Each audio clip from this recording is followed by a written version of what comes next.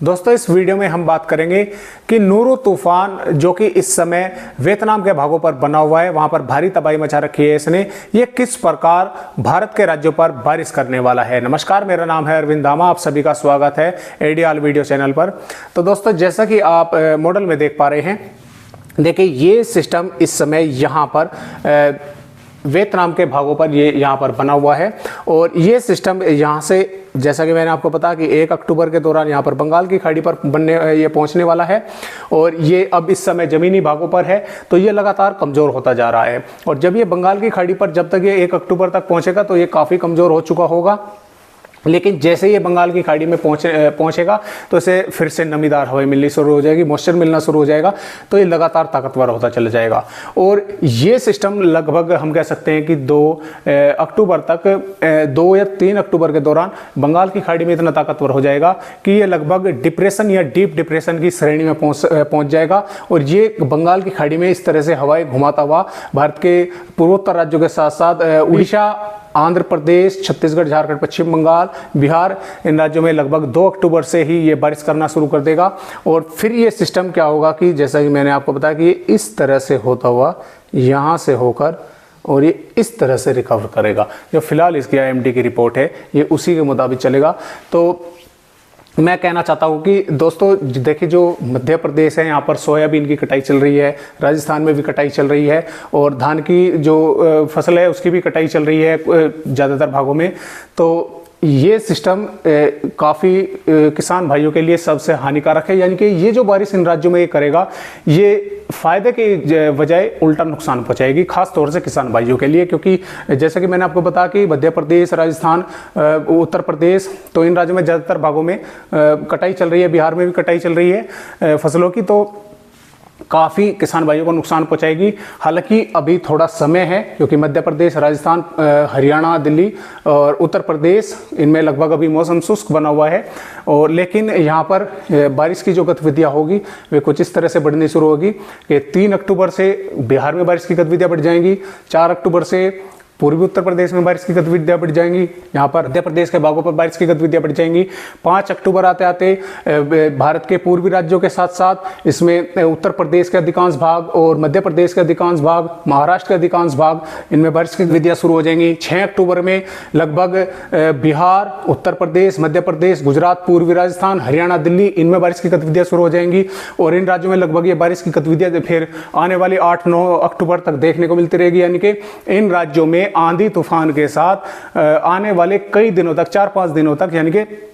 कुछ राज्यों में जैसे मैंने आपको बताया कि 3 अक्टूबर से ही बारिश की गतिविधियां शुरू होंगी, तो हम कह सकते हैं कि 4 अक्टूबर से लगा के और आने वाली 8 या 9 अक्टूबर के दौरान भारत के मध्य और मैदानी राज्यों में इस सिस्टम के कारण आंधी तूफान और हवाओं के साथ कई भागों में भीषण बारिश देखने को मिलेगी। कई जिलों में हालात बद से बदतर हो सकते हैं, कई जिलों में बाढ़ जैसे हालात, स्थितियां पैदा हो सकती हैं इस सिस्टम के कारण। तो सावधान रहें, सतर्क रहें, क्योंकि एक बहुत ही बड़ी आफत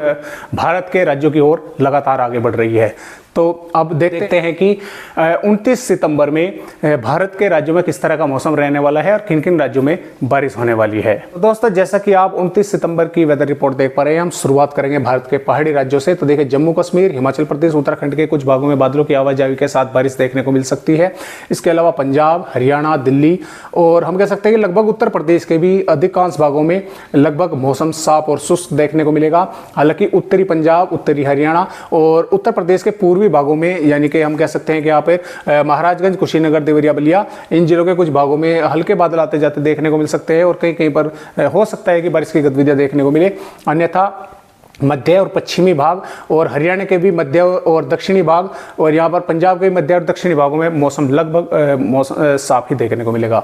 इसके अलावा राजस्थान की अगर हम बात करें तो जैसे कि मैंने आपको बताया कि यहाँ पर एक मौसमी सिस्टम बना हुआ है जिसकी वजह से महाराष्ट्र और गुजरात में बारिश की गतिविधियाँ रहेंगी। तो यहाँ पर हम कह सकते हैं कि राजस्थान के ये जो भाग है इसमें बांसवाड़ा, डूंगरपुर, प्रतापगढ़, चित्तौड़गढ़, राजसमंद, सिरोही, उदयपुर, भीलवाड़ा, पाली, इन जिलों में यहाँ तक बादल देखने को मिलेंगे और हो सकता है कि कुछ भागों में बारिश की गतिविधियाँ भी देखने को मिले। इसके अलावा हम बात करेंगे गुजरात के बारे में। तो देखिए गुजरात की अगर हम बात करें, गुजरात में हम कह सकते हैं कि अमरेली, भावनगर, गिर सोमनाथ, राजकोट, बोटाद, जूनागढ़ और यहाँ से हम कह सकते हैं कि खेड़ा, आनंद, बड़ोदरा, छोटा उदयपुर, भरूच, नर्मदा, सूरत, तापी, वलसाड़, दमनदीप, इन जिलों में हल्की से मध्यम बारिश के साथ, हालांकि दक्षिणी भागों में मध्यम से तेज बारिश देखने को मिल सकती है। कुछ भागों में कुछ समय के लिए तेज बौछारें भी देखने को मिल सकती है। इसके अलावा महाराष्ट्र की अगर हम बात करें तो देखिए महाराष्ट्र में तटवर्तीय भागों में भी हल्की से मध्यम में कुछ भागों में तेज बारिश होने के आसार हैं, यानी कि मुंबई, ठाणे, पुणे, रायगढ़, रत्नागिरी, सिंदूर, कोल्हापुर। और इसके अलावा मध्य महाराष्ट्र, मराठवाड़ा में भी हम कह सकते हैं कि अच्छी खासी बारिश होने का आसार है। इसमें हम कह सकते हैं कि नासिक, अहमदनगर, पुणे, सतारा, संगाली, सोलापुर, उस्मानाबाद, बीड, औरंगाबाद, जलगांव, बुल्धाना और जालना, बीड़, लातूर, परभनी, इन जिलों में अच्छी खासी बारिश होने का आसार है। भारत के दक्षिणी राज्यों में कर्नाटक, केरल, तमिलनाडु के भी कुछ भागों में हम बारिश से इनकार नहीं कर सकते, क्योंकि बादल छाए रहेंगे और बारिश की गतिविधि यहाँ पर भी देखने को मिलेगी। उत्तरी आंध्र प्रदेश में भी अच्छी खासी बारिश होने के आसार है। तेलंगाना के कई भागों में ठीक ठाक बारिश होने की संभावनाएं हैं। इसके अलावा उड़ीसा की अगर हम बात करें तो उड़ीसा के भी कई भागों में हल्की से मध्यम में, कई भागों में मध्यम से तेज बारिश देखने को मिलेगी। छत्तीसगढ़ की अगर हम बात करें तो उत्तरी और पश्चिमी भागों में लगभग मौसम शुष्क बना रहेगा, जबकि छत्तीसगढ़ के ये जो भाग है यहाँ से कह सकते हैं कि जसपुर, सरगुजा, कोरबा, रायगढ़ और जांजगीर, चंपा, बालोद बाजार, महासमुंद, रायपुर, गरियाबंद, धमतारी, बालोद बाजार और कोंडागांव, नारायणपुर, बस्तर, बीजापुर, दंतेवाड़ा, सुकमा, इन सभी भागों में हल्की से मध्यम, हालांकि उत्तरी भागों में कम रहेगी, मध्य भागों में थोड़ी और अधिक होगी और दक्षिणी भागों में सबसे अधिक बारिश होने का आसार है, यानी कि यहाँ पर मध्यम से तेज बारिश भी कई भागों में देखने को मिल सकती है। झारखंड की अगर हम बात करें तो झारखंड में भी हम कह सकते हैं कि पश्चिमी सिंहभूम, पूर्वी सिंहभूम, सरायकेला, रांची, खूंटी, धनबाद, जमतारा, देवघर और बोकारो, रायगढ़, पकोर, दुमका, साहिबगंज, इन सभी भागों में बादल छाए रहेंगे। हल्की से मध्यम या कई भागों में तेज बारिश देखने को मिलेगी। बिहार के लगभग